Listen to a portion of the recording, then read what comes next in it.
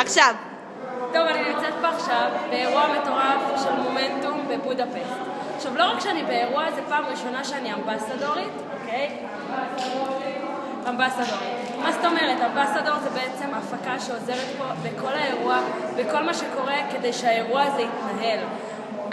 החוויה להיות אמבסדורית זה הרבה מעבר למה שאנשים חושבים, שזה רק לתת ולהיות צהובים וכל הזמן זה, אבל באמת אחרי 4.5 שנים בחברה, זה אירוע אחד העוצמתיים שהיו לי, זה אירוע שבאמת נתן לי המון, הכרתי הרבה יותר אנשים פשוט מדהימים, היחס שאנשים נותנים לנו גם הוא מדהים, וזה רק נותן לך רצון לעשות את זה שוב ושוב ושוב לעזור.